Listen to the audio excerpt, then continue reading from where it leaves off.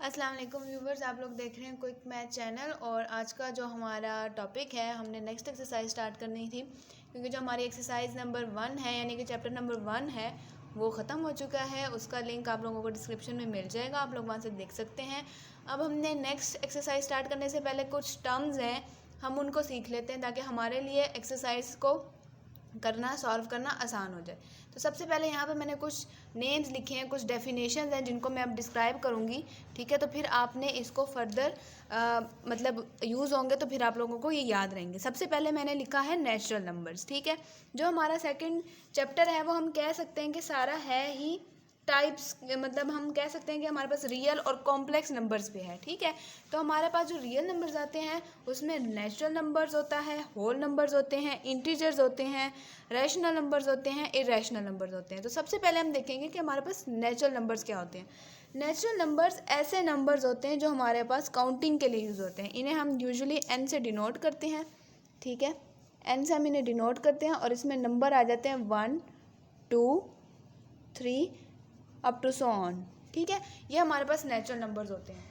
Natural numbers होते हैं। उसके बाद हमने देखना है कि हमारे पास होल नंबर्स क्या होते हैं। होल नंबर्स में अगर हम नेचुरल नंबर्स में ज़ीरो को इंक्लूड कर दें, मतलब अगर ये वाला सेट मैं लिखती हूँ और इससे पहले मैं ज़ीरो ऐड कर देती हूँ, तो ये मेरे पास जो सेट होगा वो क्या होगा, होल नंबर्स का होगा। और इसे मैं किससे डिनोट करूँगी, डब्ल्यू से डिनोट करूँगी।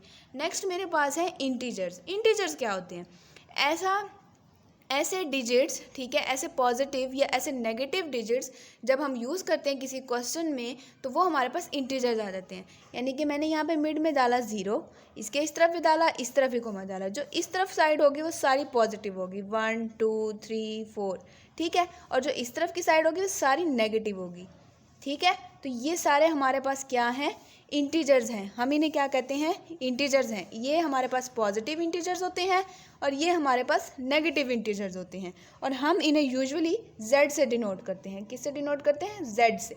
आगे हमारे पास आ जाता है कि रैशनल नंबर्स क्या होते हैं। ऐसे रैशनल जो नंबर्स होते हैं उन्हें रैशनल नंबर्स किस तरह हम कह सकते हैं कि वो रैशनल नंबर्स होगा जब हम उन्हें पी बाई क्यू की फॉर्म में लिख सकेंगे। पी बाई क्यू की फॉर्म का क्या मतलब है कि जब हम पी बाई क्यू की फॉर्म में किसी नंबर को डिनोट कर सकें उसको हम रैशनल नंबर्स कहते हैं। अब जैसे कि मैं यहाँ पे एग्जांपल ले लेती हूँ, कोई भी नंबर है 3/5 ले लेती हूँ, 6/2 6/1 6/4 ले लेती हूँ, ठीक है। तो ये सारे मेरे पास क्या है, रैशनल नंबर्स। क्यों, क्योंकि ये जो मेरे पास ये है ये p है और ये q है और ये हमारे पास p बाई क्यू की फॉर्म में है। तो ये सारे हमारे पास क्या होंगे, रैशनल नंबर्स।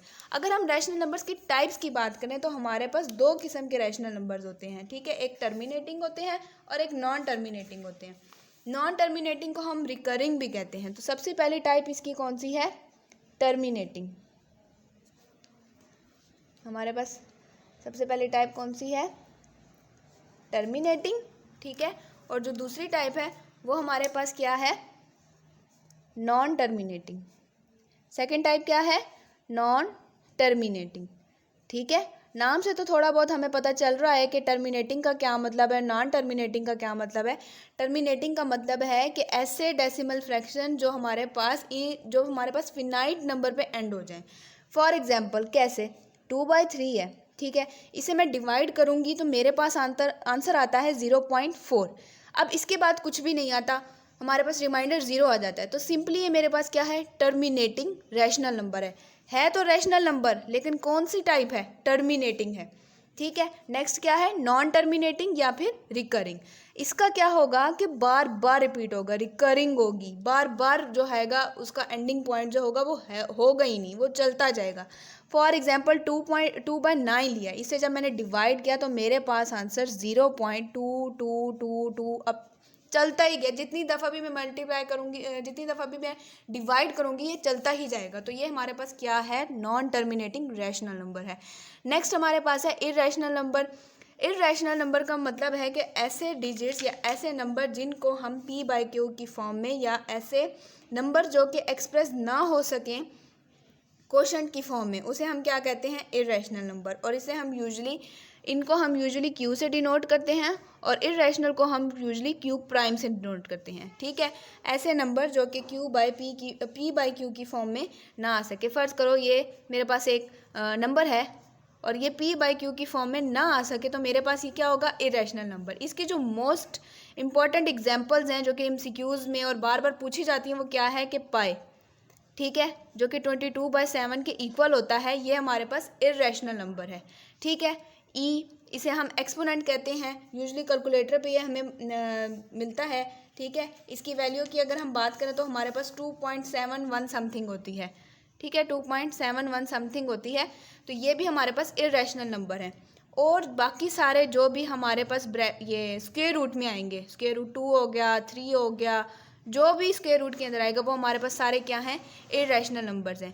ये तीन हमारे पास मोस्टली इरेशनल नंबर्स होते हैं जो कॉमनली पूछे जाते हैं। ठीक है, बाकी यूजुअली हमारे पास रैशनल नंबर्स आ जाते हैं। ठीक है, और आज की हमारी बस यही डेफिनेशन थी और यही 2 चैप्टर में हमारे पास इस्तेमाल होंगी। अगर आप लोगों को ये समझ आ जाती हैं तो आप लोगों को एक्सरसाइज नंबर 2 बिल्कुल भी मुश्किल नहीं लगेगी। टिल देन टेक केयर, अल्लाह हाफिज़।